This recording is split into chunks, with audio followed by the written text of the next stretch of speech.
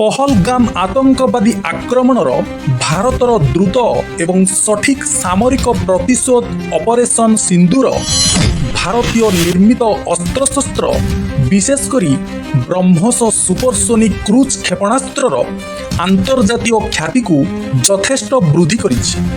ବିଶ୍ୱର ସବୁଠାରୁ ଦ୍ରୁତତମ fire and forget cruise କ୍ଷେପଣାସ୍ତ୍ର ଭାବରେ ଜଣାଶୁଣା ଅପରେସନ ସିନ୍ଦୁର ସମୟରେ ଭାରତର ଆକ୍ରମଣ କ୍ଷମତାରେ ବ୍ରହ୍ମୋସ ଏକ ଗୁରୁତ୍ୱପୂର୍ଣ୍ଣ ଭୂମିକା ଗ୍ରହଣ କରିଥିଲା, ଯାହା ବିଶ୍ୱ ମଧ୍ୟରେ ଏକ ପ୍ରମୁଖ ଦୃଷ୍ଟି ଆକର୍ଷଣ କରିଛି।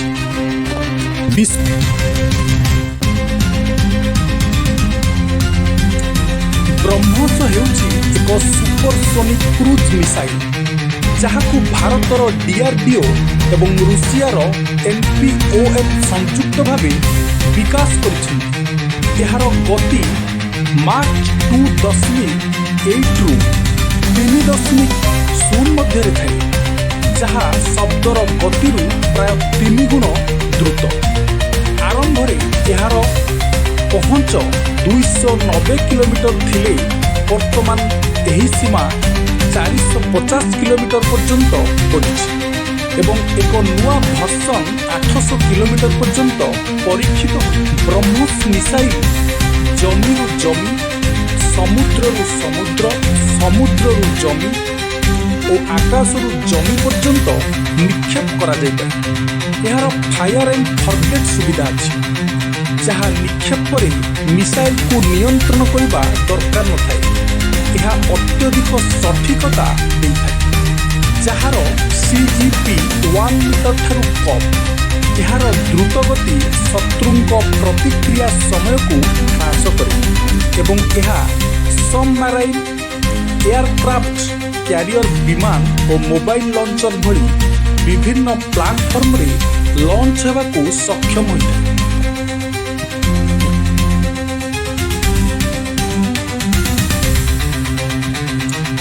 ବ୍ରହ୍ମୋସ ହେଉଛି ଏକ ସୁପରସୋନିକ୍ କ୍ରୁଜ୍ ମିସାଇଲ୍, ଯାହାକୁ ଭାରତର DRDO ଏବଂ ରୁଷିଆର NPOM ସଂଯୁକ୍ତ।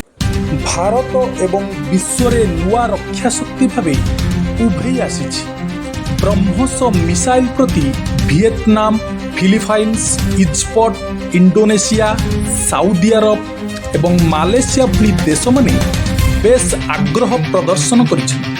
ଏକ ରକ୍ଷା ବ୍ୟବସ୍ଥା ନୁହେଁ, ଏହା ହେଉଛି ଭାରତର ବୈଜ୍ଞାନିକ ଦକ୍ଷତାର ଗର୍ବ। ଭାରତ ବ୍ରହ୍ମୋସ ଉତ୍ପାଦନ କ୍ଷମତା ବୃଦ୍ଧି ପାଇଁ ଲକ୍ଷ୍ନୌର ଏକ ନୂଆ ୟୁନିଟ୍ ଉଦ୍ଘାଟନ କରିଛି, ଯେଉଁଠାରେ ପ୍ରତିବର୍ଷ 100 କ୍ଷେପଣାସ୍ତ୍ର ତିଆରି ହୋଇଥାଏ। ଏହି ୟୁନିଟ୍ ଦ୍ୱାରା ବିଦେଶ ଗ୍ରାହକଙ୍କୁ ଶୀଘ୍ର ବିତରଣ ସମ୍ଭବ ହେବ, ଯାହା ରପ୍ତାନି ସମୟ ବଢ଼ିବାରେ ବଢ଼ିଆ ମାନଦଣ୍ଡ ରଖେ।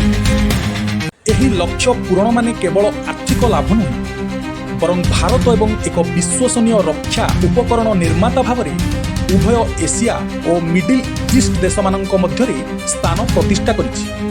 ଏଭଳି ଅପରେସନ ସିନ୍ଦୁର କିପରି ବ୍ରହ୍ମୋସର ବିଶ୍ୱ ଚାହିଦାକୁ ବୃଦ୍ଧି କରିଥିଲା?